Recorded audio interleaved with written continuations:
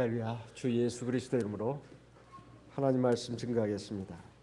하나님의 말씀 빌립보서 1장 12절에서 18절까지 말씀을 먼저 읽겠습니다. 빌립보서 1장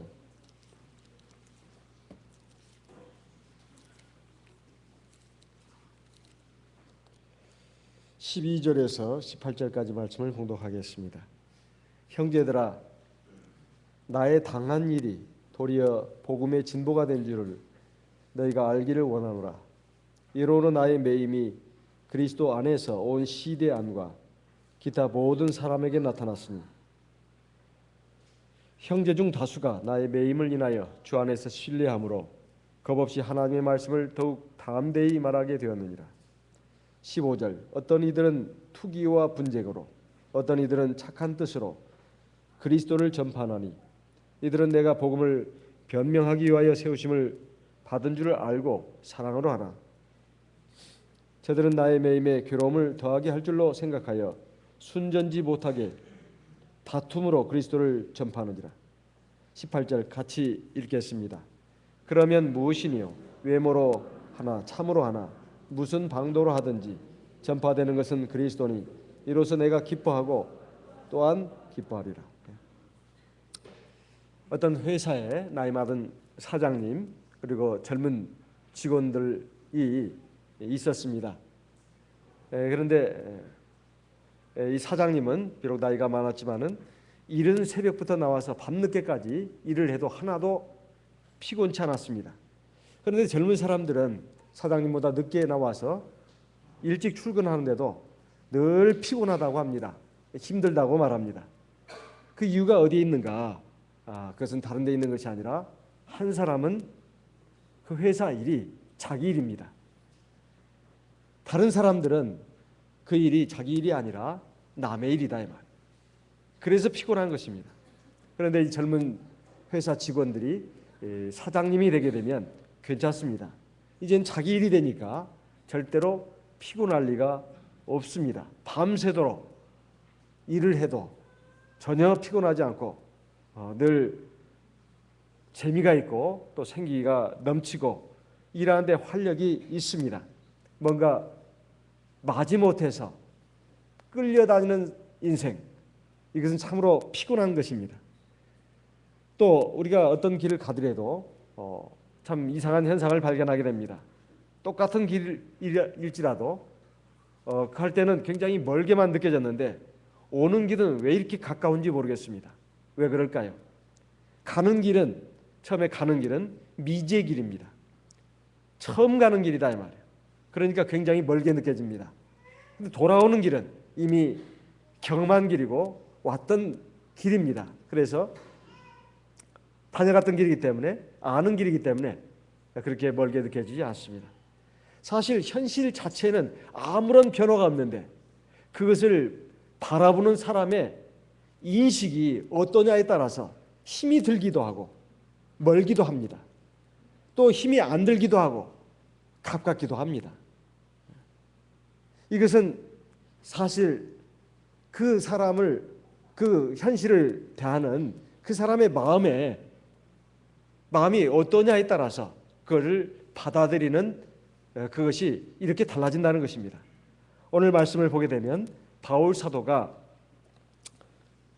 가이사랴 빌립보 감옥에 갇혀가지고 지금 주 예수의 몸이 돼서 이제 죽을 날을 기다리는 그런 사형수로서 지금 있는 상황에서 빌립보 교회에 있는 성도들을 향해서 쓴 하나님의 말씀, 이것은 바로 오늘의 우리에게 주는 말씀이라고도 할 수 있습니다. 성경의 모든 말씀은 시대와 장소를 불문하고 모든 사람들에게, 하나님의 모든 백성들에게 주시는 말씀입니다. 여기에 바울 사도는 지금 주 예수의 몸으로서 갇혀져 있습니다.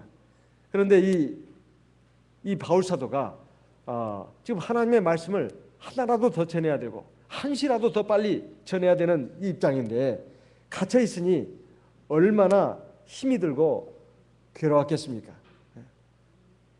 그런데 이 바울 사도가 그 처음에는 그것을 알지 못했습니다. 하나님께서 나를 데려가시려면은 빨리 데려가시든가 아니면 이 감옥 속에서 나오게 하셔서 하나님의 백성답게, 하나님의 자녀답게, 하나님의 일꾼답게 좀 일을 하면서 살 수 있도록 해주시던가. 이거 도대체 쇠사슬에 묶여가지고 저 지하 감옥에 옴딱달싹 못하고 갇혀있는 이 신세야말로 바울 사도는 참으로 괴롭고 또 고달픈 현실이었습니다. 그런데 이 바울 사도가 이 의미를 알지 못했는데 나중에야 알게 됐다는 거예요. 이것이 사실 역사의 기록에 보면은 한 2년 정도, 무려 2년 정도 이렇게 갇혀 있었다고 합니다. 그러면 이 바울 사도가 왜 이렇게 갇혀 있어야 됐는가? 여기에 대해서 상당히 참 괴로워하고 힘들어했는데 사실 이것이 바로 복음의 진보가 됐다고 지금 말하고 있습니다. 복음의 진보가 됐다는 거예요. 여기에 말씀을 보게 되면 12절에 나의 당한 일이 도리어 복음의 진보가 된 줄을 너희가 알기를 원하노라. 도리어라는 말은 기대 바깥으로, 기대 밖으로 전혀 예상치 않았는데 뜻밖의 일이 벌어진 상황을 말할 때 보통 도리어라고 말합니다. 그 도리어라는 말이 뭔가? 오히려 복음이 잘 전파됐다는 겁니다. 여기 복음의 진보가 된 줄을 너희가 알기를 원한다. 이 말은 하나님의 말씀이 어디에 매이지 않고 더 잘 전파가 됐다는 것입니다. 이걸 복음의 진보라고 말하고 있습니다. 그럼 복음의 전파라고 말하지 않고 왜 진보라고 말했을까요? 보통 진보라는 말은 퇴보라는 말의 반대말입니다. 그리고 정체 상태의 또 반대말이기도 합니다. 그러니까 진보라는 말은 퇴보 또는 그 어떤 현재 상태, 답보 상태에 있는 것, 이것과 반대되는 말을 쓸 때 보통 진보라고 합니다. 하나님의 말씀이 퇴보하지 않고 거기에 머무르지 않고 진보했다고 하는 것은 우리의 신앙과 관련된 또 의미가 들어 있습니다. 우리 신앙도 퇴보할 수 있고 그 자리에 머물 수도 있습니다. 보통 신앙을 말할 때 진보냐 퇴보냐를 말하지 복음을 가지고 진보냐 퇴보냐를 말하지는 않습니다.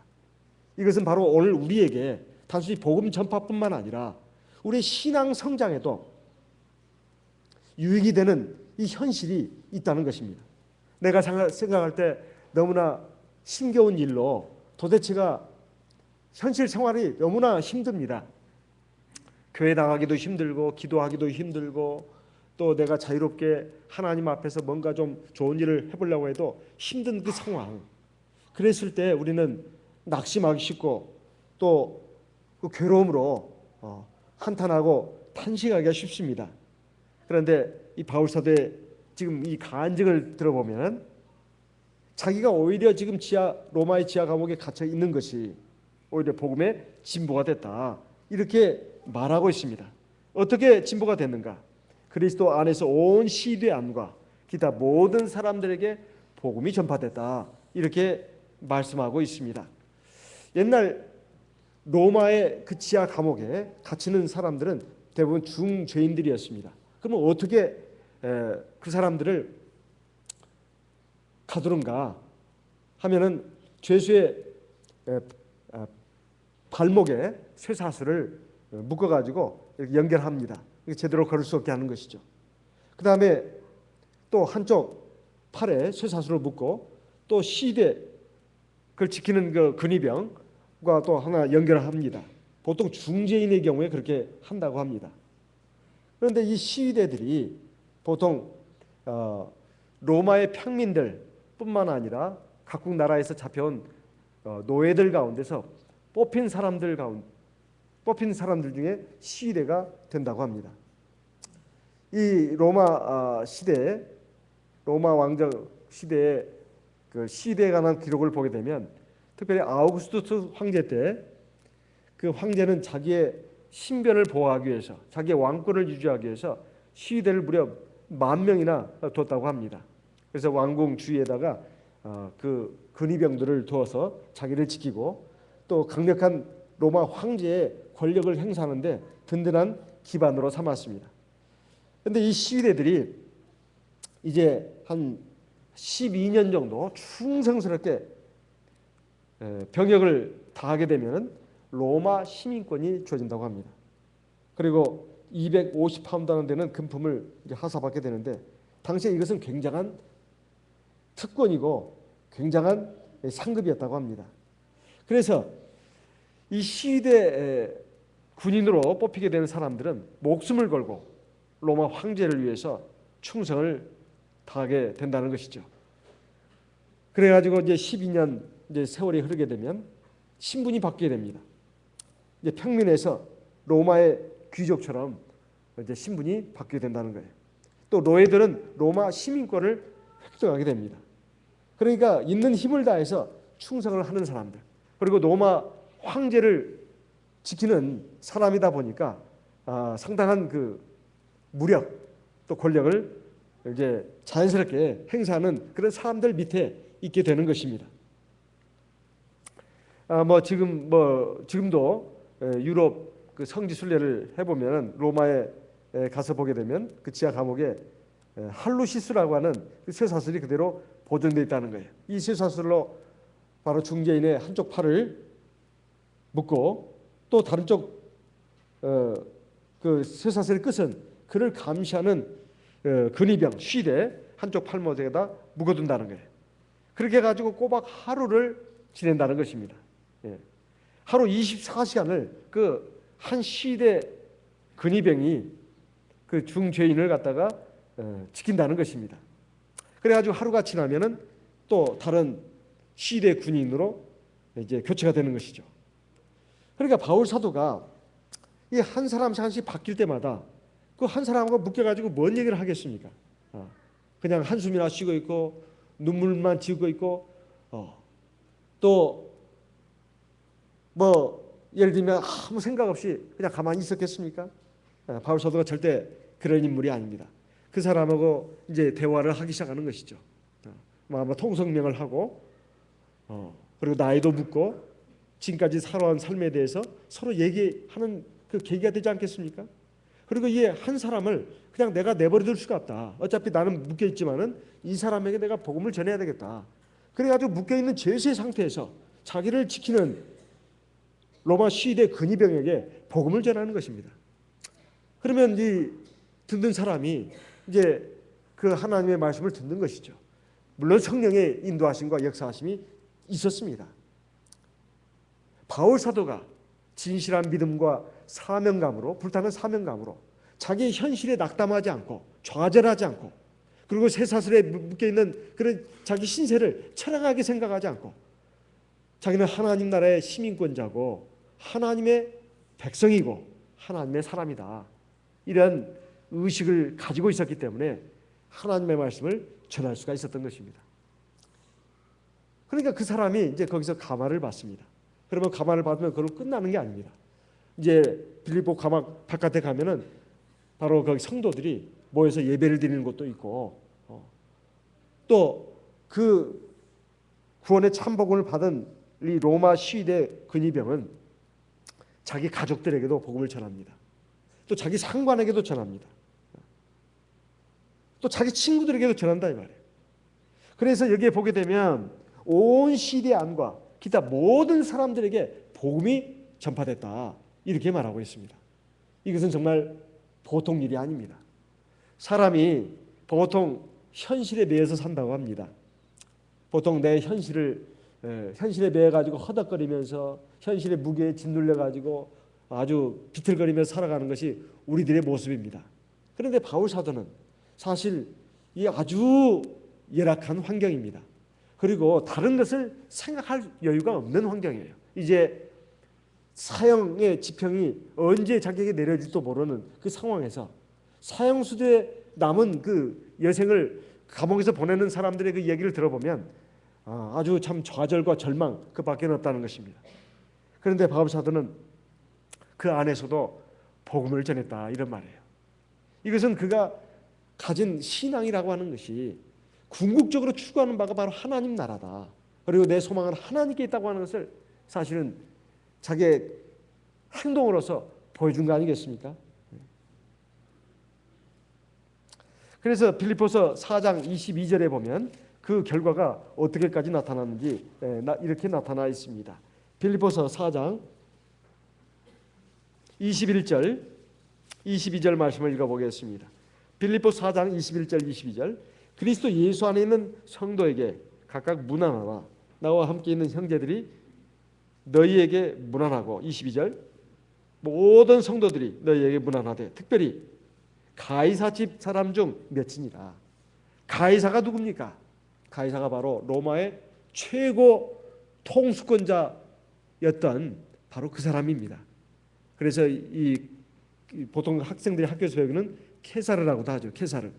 뭐 이제 로마의 황제를 꿈꾼다 해가지고 블루투스에 의해서 암살당한 그런 사람입니다.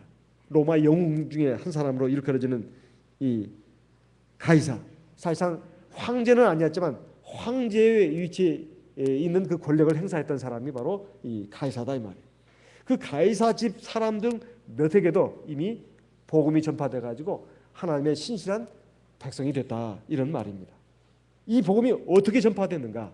바로 로마의 지하 감옥에 쇠사슬에 묶여가지고 빛도 없고 온기도 없는 아무런 희망도 찾아볼 길이 없는 그런 감옥에 죄수로 있었던 바울 사도를 통해서 구원받은 사람들이었다 이 말이에요.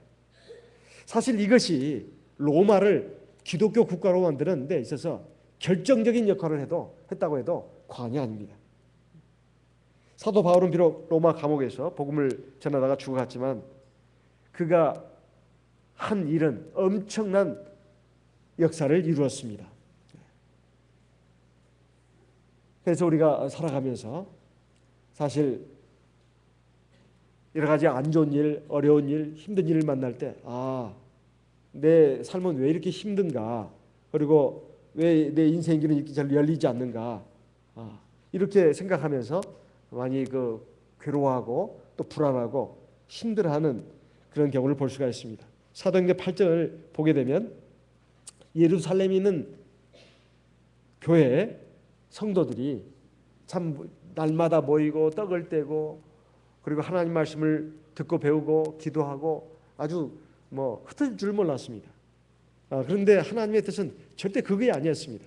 하나님의 구원의 말씀, 생명의 진리는 널리 전파가 되어야 했어요. 그런데 그에 대한 엄두가 안 났습니다. 왜냐하면 사실 믿는 사람끼리 모여 있으면 참 편하거든요. 자기가 생각이 같은 사람하고 같이 있으면 얼마나 좋습니까? 그래서 늘 믿음과 사랑으로 같은 소망을 품고 떡을 떼고 하나님 말씀을 먹고 그 다음에 기도하고 이런 생활이었어요. 그런데 주님께서는 이미 말씀하셨습니다. 너희는 몇 날이 못되어 성령으로 세례를 받을 것이다. 성령이 너에게 임하시면 예루살렘과 온 유대와 사마리아와 땅끝까지 이르러 내 증인이 될 것이다. 이것은 복음을 전해야 된다는 말이고 전파돼야 된다는 말입니다. 그런데 그렇게 할 줄은 몰랐어요. 그런데 그 계기가 주어졌습니다. 바로 스데반의 순교를 통해서 대핍박이 예루살렘에 있는 성도들에게 임했다 이 말이에요. 그러니까 전부 다 뿔뿔이 막 흩어져 갔습니다. 사도들만 몇 남고 그냥 막 흩어져 사방으로 흩어져 갔다 이 말이에요. 흩어져 가면서 하나님의 말씀을 전했습니다. 그들이 흩어져 가면서 이제 로마에도 가고 저기 다른 또 스페인에도 가고 여러 나라로 뿔뿔이 흩어졌다 이 말이에요. 그들이 흩어질 때는 왜 흩어져야 되는지, 왜 우리가 이런 고통을 당해야 되는지 그 이유를 몰랐습니다. 왜 이런 고난을 당해야 되는지, 재산을 또 몰수당하고 이렇게 억울한 일을 당하면서 우리가 이렇게 도망치듯이 강제로 흩어져야 되는지 그 이유를 몰랐다 이 말이에요. 그런데 나중에서야 그 이유를 알게 되었습니다. 이렇게 해서 하나님의 말씀이 편만하게 그러니까 널리 전파되도록 하기 위해서 하나님께서 이렇게 강권적으로 역사하셨다는 것입니다. 오히려 안 좋은 일이 좋은 일을 일어나게 하는데 바로 동력이 됐다는 것입니다. 우리가 보통 옛사람의 일을 들을 때가 있습니다. 인생만사 세옹지마다 이런 말 여러분 들어보시지 않았습니까? 중국 변방 국경 지역에 한 노인네가 말을 하나 키우고 있었는데 그에게는 아들도 하나 있었습니다. 그런데 이 말이 그냥 국경을 넘어가지고 다른 나라로 가버렸습니다. 동네 사람들이 와가지고 노인장 많이 속상하시죠.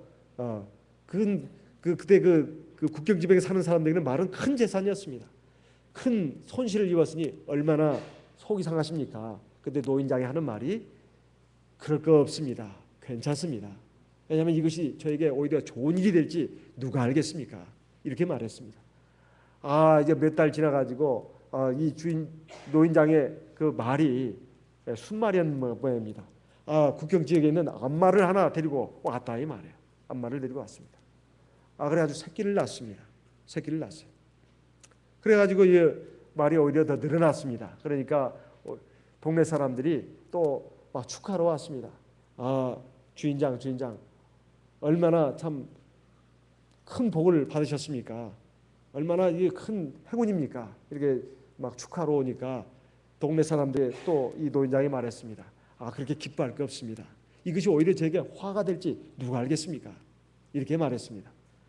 아니나 다를까 그 집에 하나밖에 없는 외동 아들이 그 새끼 말을 타다가 그냥 말이 그냥 막 놀래가지고 이리 뛰고 저리 뛰고 하다가 그냥 그 아들이 말에서 떨어졌습니다. 그래가지고 다리가 부러졌어요. 불구자가 됐습니다. 동네 사람들이 또 위로와 나왔습니다. 하나밖에 없는 아들이 이렇게 불구자가 됐으니 얼마나 애통하십니까? 이때 노인장이 하는 말이 그렇지 않습니다. 오히려 이것이 더 좋은 일이 될지 누가 알겠습니까?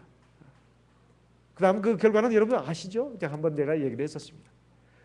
이제 그 중국 국경 지역에 이제 그 바깥에 있던 그 외적들이 막 쳐들어오지 않았습니까? 그래서 그 마을에 징집령이 떨어졌습니다. 그 마을에 있는 모든 젊은이들이 군사로 차출됐어요. 그래가지고 이제 전투에 나갔습니다. 나갔는데 이 집에 이 노인장의 아들만큼은 다리를 다쳤다는 이유로 다리를 한쪽 다리를 못 쓴다는 이유로 거기서 면제가 됐습니다.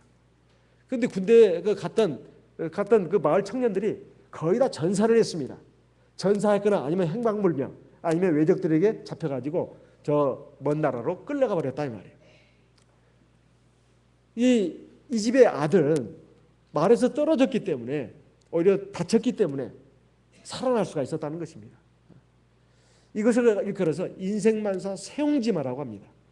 좋은 일이 나쁜 일이 될 수가 있고 나쁜 일이 좋은 일이 될 수 있다는 것이죠. 그렇다면 오늘 나의 당하는 현실, 내가 당면하고 직면하는 현실, 내게 주신 가정, 또 내가 몸담고 있는 직장, 내가 몸담고 있는 일터, 내가 날마다 만나는 사람들, 거기에서 여러 가지 고통도 있고 어려움도 있고 갈등도 있습니다. 힘겨움도 있다 이 말이에요. 그리고 내가 세상에 태어날 때 사실 자신에 대해서 불만을 가진 사람들이 많습니다. 나 왜 좀 세상에 태어날 때 좀 멋진 인물로 좀 태어났으면 좋았을 텐데 하나님은 나에게 이렇게 멋진 외모를 주시지 않고 이런 외모를 주셨나? 또 이런 머리를 주셨나? 나는 재능도 없고 머리도 별로 없고 또 집안도 너무 어렵고 궁색하고 현실적인 어떤 뒷받침이 전혀 안 되는 가정에서 자라나가지고 내가 참 평생을 이렇게 제대로 서지 못하고 사랑무실도 못하고 내가 결국은 이렇게 인생에서 별로 두각을 나타내지 못하고 이렇게 계속 어려운 현실을 사는 내가 되었다고 하면서 자기 운명을 탓하고 자기 부모를 원망하고 또는 하나님을 원망하고 이런 그 경우가 사실 적지 않습니다. 자기에 대해서 자기의 현재 나에 대해서 내 가정에 대해서 내게 주신 현실에 대해서 하나님을 감사하고 하나님 앞에 모든 영광을 돌리고 이렇게 사는 그런 하나님의 성숙한 신앙을 가진 성도들이 과연 몇이나 되냐 이 말이에요. 이런 걸 생각해 보면 우리가 참 하나님의 온전한 섭리를 잘 깨닫지 못하고 항상 기뻐라고 했는데 기뻐하지 않습니다. 범사에 감사라고 했는데 범사에 감사하지 않습니다. 늘 우울함과 원망과 짜증, 불평 이것으로 우리 인생을 그냥 보내고 있다 이 말이에요. 그랬을 때 하나님이 얼마나 슬퍼하시고 진노하시겠습니까? 어떤 그 분이 연말이라고 하는 기도 시를 썼습니다. 거기에 이런 구절이 있습니다. 나의 요구를 다 물리치시고 나의 소원을 다 파하시고 당신의 뜻을 이루신 것을 감사합니다. 하나님, 만일 내 소원이 그대로 이루어졌더라면 나는 거만해지고 밉살스러운 사람이 되어서 하나님과 사람들 앞에 아무 소용없는 존재가 되었을 것입니다. 그러니 하나님 참 감사합니다. 이런 기도시를 썼는데 이것이 참 얼마나 큰 감동을 주는지 모르겠습니다. 하나님, 나에게 이런 외모 주시고 나에게 이런 현실적인 여건을 주시고 이거 내가 인간적으로 생각해 보면 좀 아쉬운 점이 많고 또 부족한 점도 많다고 생각되지만, 그리고 나는 굉장히 힘이 겹고 참 괴롭다고 생각되지만 하나님은 나의 유익을 위해서, 내 신앙의 진보를 위해서, 복음의 진보를 위해서 나에게 이런 현실을 주셨다는 것입니다. 내가 당한 현실의 의미를 신앙적인 눈으로 바로 볼 수 있다면, 깨달을 수 있다면 그 사람은 참 하나님 앞에 진정한 신앙을 가진 사람이고 진정으로 은총을 받을 사람입니다. 로마서 8장 28절 이런 말씀이 있습니다. 같이 읽어보겠습니다. 로마서 8장 28절. 로마서 8장 28절. 우리가 알거니와 하나님을 사랑하는 자, 곧 그 뜻대로 부르심을 입은 자들에게는 모든 것이 합력하여 선을 이루느니라. 하나님을 사랑하는 자라고 했습니다. 하나님을 사랑하는 자. 하나님을 믿는 정도가 아니라 하나님을 사랑하는 자라고 했어요. 하나님을 사랑한다는 것은 그의 말씀을 믿고 그의 섭리를 믿고 그의 인도하심을 믿고 그의 역사하심을 믿는 겁니다. 내 현실의 삶 가운데 하나님의 말씀이 이루어지고 있고 하나님의 온전한 경륜이 이루어지고 있는 것을 믿는 사람은 하나님을 사랑하는 사람입니다. 그런 사람에게는 모든 것이 합력해서 선을 이룬다 이 말이에요. 그래서 여기에 또 로마서 8장의 36절에 보게 되면 누가 우리를 그리스도의 사랑에서 끊으리요? 환난이나 곤고나 핍박이나 기근이나 적신이나 위험이나 칼이랴. 36절 같이 읽어보겠습니다. 기록된 바 우리가 종일 주를 위하여 죽임을 당케 되며 도살할 양같이 여김을 받았나이다 함과 같으니라. 37절 그러나 이 모든 일에 우리를 사랑하시는 이로 말미암아 우리가 넉넉히 이기느니라. 이렇게 말씀하고 있습니다. 우리를 사랑하시는 그런 하나님이 나와 함께하기 때문에 내가 지금 당하는 현실이 아무리 괴롭고 힘들고 또 죽음보다 더 못한 그러한 것이라 할지라도 우리가 그것을 넉넉히 이길 수 있다고 말하고 있습니다. 그것도 내 힘으로 이기는 것이 아니라 우리를 사랑하시는 이로 말미암아, 즉 주 예수 그리스도죠. 하나님으로 말미암아서 우리가 이길 수 있다고 말하고 있습니다. 38절 39절에 보면 내가 확신하노니 사망이나 생명이나 천사들이나 권세자들이나 현재일이나 장래일이나 능력이나 높음이나 깊음이나 다른 아무 피조물이라도 우리를 우리 주 그리스도 예수 안에 있는 하나님의 사랑에서 끊을 수 없으리라. 그러니까 우리가 항상 기뻐하고 범사에 감사해야 된다는 것입니다. 결정적인 것은 모든 것이 합력해서 하나님의 선을 이룬다는 것입니다. 복음의 진보를 이루고 우리 신앙의 진보를 이룬다는 거예요. 그것이 없으면 절대로 신앙의 진보가 일어나지 않습니다. 모든 일이 순조롭고 또 건강하고 또 형통한데 아무 근심 걱정이 없는데 내가 무슨 이유로 하나님 앞에 기도를 할 것이며 또 하나님 말씀 앞에 무릎을 꿇을 수 있겠습니까? 얼마나 하나님을 바라고 하나님의 말씀을 의지해서 살려고 하겠냐 이 말입니다. 그럴 수 없는 겁니다. 내게 부족함이 있고 어려움이 있고 힘듦이 있기 때문에 전능하신 하나님을 바라보고 그분을 의지하고 그분 말씀에 들어있는 온전한 경륜을 내가 생각하면서 약속을 생각하면서 이 현실을 기쁘게 감당할 수가 있는 것입니다. 우리가 사계절의 순환을 한번 보십시오. 봄만 있고 가을만 있는 것이 아니지 않습니까? 여름도 있고 겨울도 있습니다. 이 사계절이 있다고 하는 것은 얼마나 우리에게 복된 것인지 몰라요. 그리고 자연의 조화에 나타나는 아름다움을 한번 보시기 바랍니다. 산과 강과 바다 물결들도 가만히 정체 상태에 있다면 얼마나 삭막한 것이 되겠습니까? 변화무쌍하기 때문에 우리에게 많은 아름다움을 느끼게끔 하는 것이 아니겠습니까? 밤하늘의 별들도 어두운 밤하늘에 떠 있기 때문에 그것이 아름답게 비치는 게 아니겠습니까? 흥과 같은 절망, 그 어둠, 그 괴로움 가운데 바로 하나님의 은혜가 선명하게 그리고 강렬하게 나타나는 것입니다. 이러한 것을 우리가 생각해 본다면 하나님 안에 내 인생이 들어있다고 하는 것, 하나님의 섭리 안에 내 인생이 들어있다는 걸 생각하고 내가 어떤 소원이 다 잘 이루어지지 않고 무산됐을 때 내 참 인생은 너무나 힘들다. 내 이제 소원은 다 끝났고 이렇게 생각할 것이 아닙니다. 하나님께서 그 실패를 통해서 바로 하나님의 뜻을 이루신다는 겁니다. 나로 하여금 하나님 앞에 겸손하게 하시고 또 진실하게 하시고 하나님 앞에 나오게 하십니다. 하나님을 향해서 무릎 꿇게 하시고 하나님을 향해서 두 손 들고 기도하게 하신다 이 말이에요. 하나님 앞에서나 사람 앞에서 더 온유하고 겸손한 사람이 되게 하십니다.